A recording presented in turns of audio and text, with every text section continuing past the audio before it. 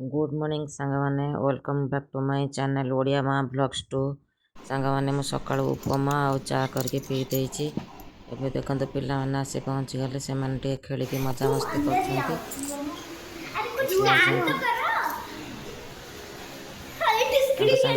खेलिया नहीं से तांकर नाचुछंती खेलुछंती। पिला माने आस्तिले खेलिबा पई तो मो तो देह भल नहीं से माने तांकर निजे खेली की गले। देखंतु मु तो डाण हाथ रे खाई पारुनी बाँ हाथ रे चामच धरी खाऊची। बहुत तरकारी रे सब रुटी छोट छोट करी छिंडे की पके देला और ताको मिक्स करके धरिकी खाऊची। और कौन करी सांग माने एमती परिस्थिति आसीगला। सांग माने देखंतु मु बाँ हाथ रे फोन धरची डाण हाथ रे आ धरी पारुनी। मो हाथ ए कांध खुआ मु भोलिन टिके लगेइची। स्प्रे वाला जेल ये जेल टिके लगेइची।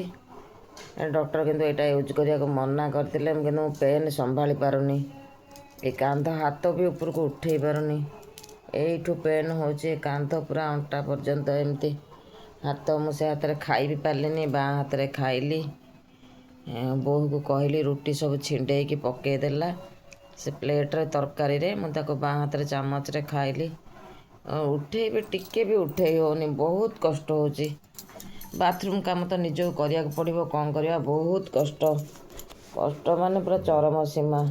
एते कष्ट भितर तो किसी आनी निज काम को तो निज को करने को पड़ो ना। सीना खाया को देदेव बाकी सब निजर काम मु तो हो पारे। ब्रश करने प्रोब्लेम हुए मुंड कुंडाई मु सब ये बाँ हाथ रे ही करे लेफ्ट हैंड रे। 30 वर्ष 32 वर्ष तले एमती होता मु 3 वर्ष काल प्राय सबू काम ये हाथ में करे। डाण हाथ में अल्प किसी काम करे खाली आसिस्टांट भाया गोटे बहुत जोर पेन हो लाइफटा ही एमती से कि मु डेस्क्रिप्शन रे भी सेट कर देछि पेशेंट लाइफ।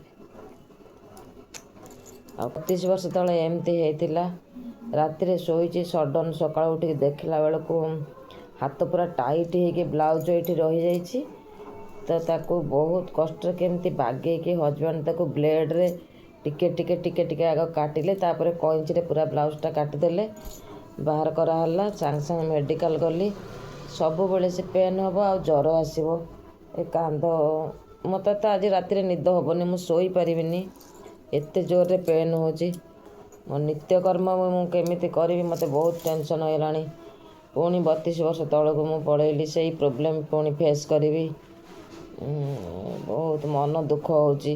कारण सेते बेले तो होता मुझे प्रोब्लेम फेस करबे मन पड़े भी लोम टांकुरी उठुची। कारण छोट छुआ 2 वर्षर छोट पिलाटा मुझे असुविधा तार सब काम करा पड़े। हजबैंड तो बाहर को जाती बिजनेस कथा मु बहुत कष्ट सब काम घर संभाले से पुणी पर्वपर्वाणी सब बहुत कष्ट करिछि। बेले बेले पड़ोशी माने हेल्प कर दियंती से माने देबे देखुथिबे जानुथिबे पड़ोशी माने गोटे झीलटे थिला से बहुत हेल्प करते। भात गाली पारेनी बाढ़ी भी पारेनी पु खुआई पारेनी पु निजे हाथ रे खाई दे मते भी छोट पिला से मते भी खुआई दे एमतीका हजबैंड केतले खुआई दियंती।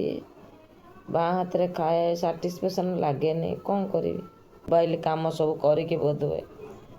हजबैंड भी सही कथा कहते कहले से मोबाइल काम बेसी करुचुना बसिकी से कि पेनटा पुणी बाहरला। ए सांग मैंने रखुची मु रेस्ट नेबी जदि पेन न कम काली पेन किलर किसी खाइबा पड़ो कहीकि मेडिसिन स्टोर आनी खाइबा पड़ो रखु। आज विशेष किसी वीडियो करि पारिनी। जदि मो वीडियो भल लगे तो लाइक शेयर कमेंट करेंगे और चैनल को सब्सक्राइब करेंगे। जय जगन्नाथ गुड नाइट।